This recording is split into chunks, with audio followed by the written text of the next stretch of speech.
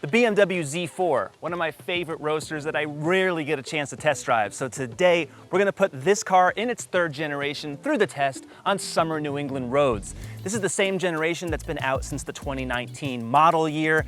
Very little changes for 2023, still looking great, still based on the platform that Toyota shares with the new Supra. Convertibles in every segment are getting rarer these days, so cars like this are a real treat. The Z4 was the answer to the Z3, which sparked a revolution of modern two-seat roadsters. It's gone through many forms over 3 generations. It's now 20 years old, and it's outlasted the Mercedes-Benz SLK and SLC. And while no sports car is perfect, because there's no manual transmission in the Z4, this car is BMW distilled to its finest elements. Back rows are where two-seat roadsters belong. They don't belong on highways. I mean, I'll drive on it, I'll show you what that's like, but this is what's fun.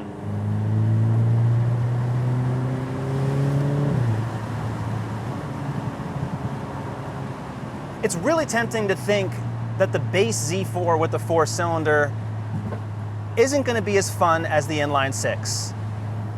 And it's not as loud, it's not as fast in a straight line. But on twisty roads, you don't need all that power.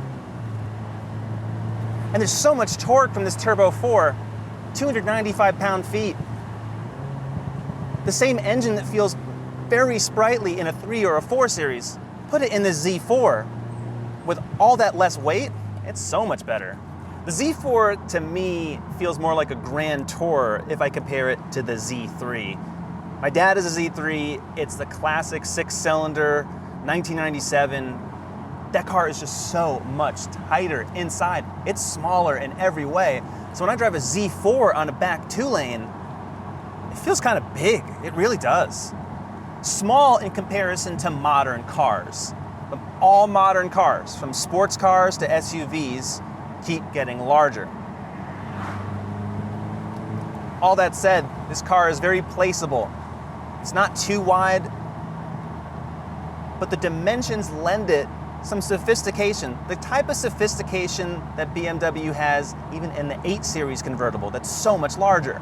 And by that, I mean really nice ride control, good ride quality.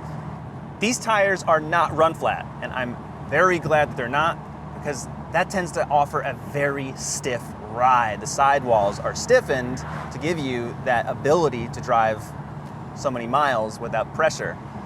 BMW now does not have that option on the Z4, and they're all performance tires, and that's what you want. You want summer tires, because it's summer. As much as I like how the M Sport steering wheel looks, it's a little thick in some ways around the knuckle grips, and that kind of removes some of the road feel. I prefer a thinner spoke wheel just to get some more chatter through the steering column.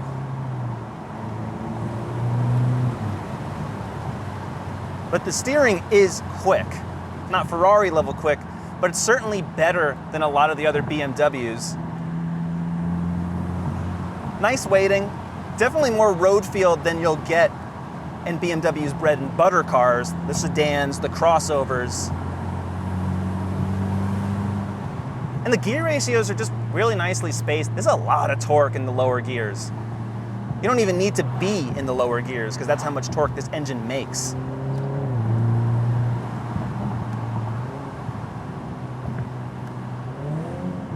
And it's just that little pop, pop, pop. I like that. It's not too obnoxious either.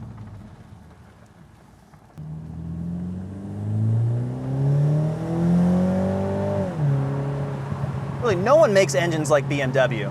They really don't. This 2-liter, honestly, you'll be impressed if you drive this car. Because not only are you getting a lot of power and torque in every situation, it sounds great. There's no vibration, there's no horrible noises of any kind coming through, and the fuel economy is pretty amazing. If you drive conservatively at the speed limit, you can easily be in the mid-30s. A lot of BMW owners, they can vouch for this. They regularly go above the EPA estimates with this engine. All that said, I really would like to be shifting right now. I don't understand the logic behind having a 2-seat sports car in your lineup that's low volume, that only people that want to drive in a sporty manner will buy, and not offer that. I still think that's a misstep. BMW's offering manuals on the M cars, but you don't need an M car to enjoy a good 6-speed. BMWs have always been enjoyable with that. Now the only way to get the Z4 with a manual is to head to Europe and buy a detuned version of this car, or head to your Toyota dealership and buy a faster version with a roof. I would complain more about not having a manual if the automatic wasn't so good, because all of the drive modes are just perfectly programmed. The shift paddles are right here, very, very quick to respond. It never upsets you, ever. It really doesn't. The Z4 in this generation is a lot sharper than the previous generation. And that car was heavier, really was trying to almost be a Grand Tour of a higher order, right? But in this size category and class, you need it to be sharper edged. Yes, a lot of the customers, admittedly, are probably older than myself, and want a lot of comfort. And this car delivers that. You can have lots of highway miles, lots of back road miles. You're not gonna get fatigued. But if you really want that luxury BMW convertible experience, you can get a 4 Series or an 8 Series. You don't buy a Z4. The letter Z equates to a lot of fun. BMW knows not only how to make engines, but to build a chassis and a suspension that really have 0 flaws. This car, because it has the dynamic handling package, has a limited slip rear diff. They call it the M Sport differential. And there's adaptive dampers. Even in their firmest setting in Sport Plus, they're not brittle. BMW has done a very good job of tuning this car so it never, ever gets unsettled, which is all too easy on a lot of the high-end German sports cars. Not this one. It's just a lot of fun. I think what adds to the experience is that there's no rear seats. It's just you and either no one or someone that you really want to be with. That's what Roadsters are all about. It's the intimacy of driving. It's the historic nature of driving. No roof, just one other seat, minimal luggage. Really, this is the early part of the automobile, and you can still enjoy it in modern day time.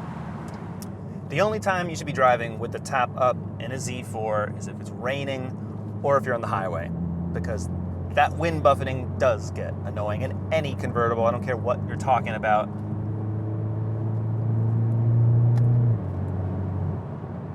And top up, it's actually pretty quiet, and there's decent headroom here. Modern convertibles like this have multiple layers in the fabric, so they really feel almost like retractable hardtops, but without any of the weight penalty. Like any proper sports car, there's very, very good brakes in the BMW. Very good. The Z4 keeps it traditional. These are just gasoline turbocharged engines, no hybrids or electrification of any sort. 2-liter Turbo 4 borrowed from the 3 Series and the 2 Series Coupe. The numbers may not seem like a lot, but paired with the 8-speed automatic transmission and the light weight, this car is quick. And if you really want to go fast, like 0 to 60 in under 4 seconds fast, there's the M40i. It is not a full M. BMW hasn't made a Z4M in many years, but that engine, 3-liter turbocharged inline 6, very, very potent. And on the 4-cylinder engine like this, you're actually getting a lot of fuel economy, up to 33 mpg on the highway. Rear-wheel drive. So if you're in a snowy climate, sorry, you're gonna have to put this car away. The only problem is that it's not paired with a manual transmission. No more 6-speed for many, many years. Over in Europe, there's a detuned version of the 4-cylinder with a manual, but BMW says it's never gonna bring it here. That's the problem. For 2023, there's 3 new colors, including this gray. There's also a purple. But what's more purposeful is the M Sport package that is now standard. It's an aero kit that puts better front and rear air dams, it looks cooler, and this one has the dynamic handling package, so that gives us the 19-inch wheels plus the blue M Sport brake calipers. Now, M is a big letter that's used quite a lot at BMW. There's no Z4M, so you're not gonna find a V8 or the M3's engine under this hood. But what you get is just absolute simplicity, it's purity. That's what the Germans love to use. They set a purity law for their beers. This car with 2 seats and rear-wheel drive, all the classic proportions, the long hood, the low shoulder line, just enough creases. It looks very exotic. This car could actually pass for a $100,000 car, in my opinion, and it's actually not. So in BMW land, the Z4 is looking like a value. Earlier generations of the Z4, second one, had a retractable hardtop. This has a soft top that looks actually very elegant top up or down, and it can be lowered and opened remotely. That's a very nice feature when you just want to get in and drive without bonking your head. Back here, these taillights remind me of the Z8, which is a wonderful Supreme Roadster, and you really can't tell that this is the base 4-cylinder trim. Without that badge on the back, it looks just as aggressive as that M40i for a lot less money. The Z4 has enough space in the trunk for 2, or enough for a video shoot, which we're doing right now, 10 cubic feet. And the top is up or down. It does not intrude at all like some other convertibles. It's pretty good. It's snug, but it's never tight inside the Z4. Very supportive seats, magma red leather here, which is a really lovely orange. I like that color on a Roadster like this. And everything is well crafted. Compared to the newer BMW interiors with curved screens and lots of touch-sensitive buttons, the Z4 is very refreshing in its simplicity. This 3-spoke steering wheel, plenty of buttons and switches, snug seats. The only issue? The shifter. And you know why. You know it's a real sports car because there's limited space. The only thing you have here is a wireless charger. There's no cup holders here, so if you want it, you have to have this open partially while driving, and you put it right here. That's not really a great use of space, but BMW never wanted us Americans to have cup holders in the first place, so ignore that. There's also not a lot of space in the door pockets. There is some extra space behind the seats. There's a little netting, and there's a little hidden cubby here. So for a sports car, you have to be creative about where you store things. The Z4 comes with a 10.3-inch touchscreen that you can also use the rotary touchpad and the shortcut buttons below on the console.